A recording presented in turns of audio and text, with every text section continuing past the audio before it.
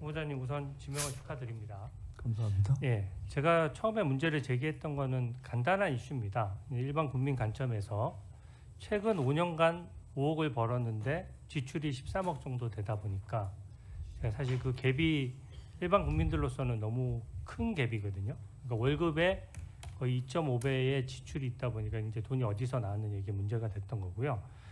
후보자님 말씀하셔서 이제 유학 비용은 그 전 배우자께서 내셨다고 하니까 그건 좀 이따 따져보기로 하고, 그래도 현금 6억 정도가 비는 상황이거든요. 그래서 제가 아까 사실관계를 언뜻 말씀해 주셨는데 일단 우선 사실관계를 좀 한번 확인해 보고자 합니다. PPT를 먼저 띄워주십시오. 일단 아까 축의금은 받긴 하셨지만 다 처갓집으로 주셔서 축의금은 수익으로 안 잡혔던 것입니까? 그렇습니다. 축의금, 네, 축의금은 그러면은 수입에서 안 그 전에 한 가지 거고. 말씀드리자면은 네.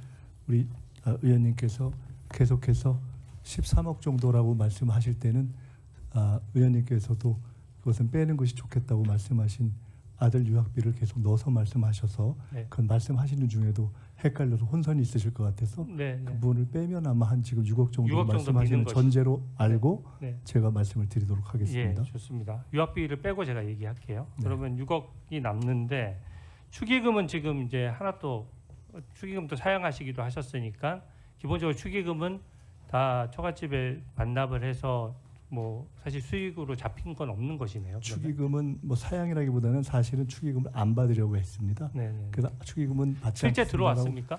그렇습니다. 어느 한 정도 들어왔습니까? 숫자가 사실은 별로 안 올 거로 생각해서 3-4천 명 이상이 와서 그 공식적인 카운트에서는 안 받았고요.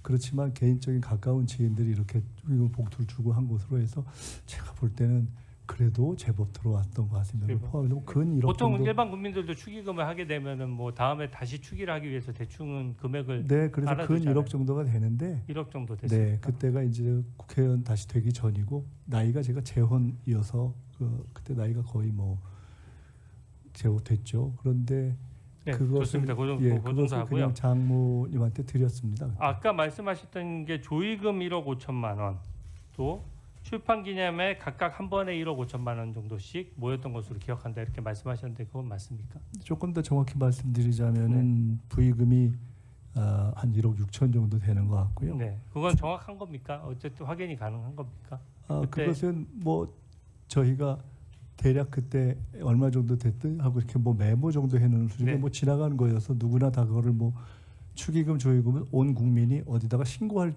방식이 없지 않습니까? 좋습니다. 그래서 기억하는 방식으로 해서 두 번에 걸쳐서 한 1억하고 1억 5천 해서 한 2억 6천 정도 되는 것 같습니다. 그러면 조의금은 1억 6천이었고 출판 기념에 첫 번째가 한 1억하고 그 다음에 1억 5천 정도 맞습니까? 첫 번째인지 두 번째인지 하여간 그 둘 중에 한 번이 한 번이 1억 5천 정도 되고 그 다음에 1억 정도 되는 것 같습니다. 네, 그러면은 그걸 합치니까 이제 4억 1천만 원 정도 되고 네. 아까 제가 지금 기존의 언론의 입장에서 나왔던 것보다 새로운 내용이 나와서 좀 확인해야 되겠는데요. 처갓집 그 장모님으로부터 배우자가 또 돈을 받은 게 아까 언뜻 말씀하셨는데 2억 원 정도 더 있다라고 말씀하셨어요. 그러니까 아까 축의금을 사실 이게 참 묘한데요. 솔직히 말씀드리면 축의금을 그냥 다 장모님한테 드린 거 아닙니까? 근데 나중에 보니까 제가 아시다시피 추징금 내고 이러면서 저희 아내는 생활을 하면서 생활비에 굉장히 어려움을 겪었고 그래서 생활비로 한 뭐 혹은 뭐 200, 300 이런 식으로 쭉 이렇게 받은 것이 제법 되는 것 같은데 그래서 그 축의금을 그냥 여기서 갔습니다만 그걸 상관없이 드린 거니까 거의 다 포함하면 그렇게 해서 받은 게 2억 이상이 되는 것 같습니다. 2억 이상 된다고. 네. 그러면 2억을 그럼 처갓집 장모님으로부터 그 배우자한테로 온 것인데 네. 뭐 계좌로 송금이 됐습니까? 아니면 뭐 생활비를 일정액을 준 겁니까? 아니면 제가 현금으로 준 저희가 것입니까? 뭐 사실 제가 생활에 대해서 자세히 모르니까 네. 이번 과정에서 아내가 확인 또 얘기도 해주고 등등 보니까 그 중에 상당 부분은 계좌로 받은 것도 있고요. 또 그냥 그때그때 현금으로 받은 것도 있고 그런 것 같습니다. 그때 현금으로 받은 규모는 얼마나 되죠?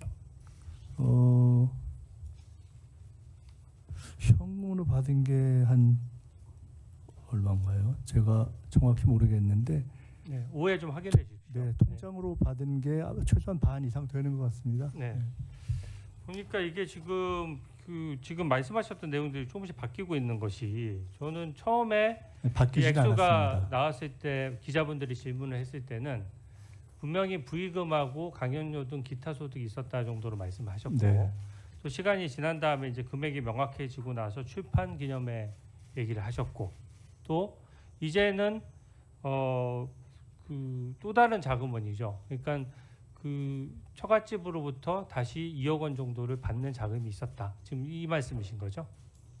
그 내용들은 그 내용은 지금 제가 처음 듣는데 언제 또 따로 언론에서 언급할 왜냐하면 청문회를 오늘 처음 하기 때문에 처음 들으시는 것이고요. 언론에 인터뷰는 여러 번 하셨잖아요. 언론에도 정확하게 다 말씀드리진 않고 이런 등등에 대해서 말씀드렸고 네. 제가 말씀을 드렸건 안 드렸건 출판 기념회 2번과 조의 축의는 이미 드러나 있는 것이어서 네. 제가 다음 PPT 예시를 하거나 안 하건 다 그건 공개된 네, 것이었다고 좋습니다. 생각합니다.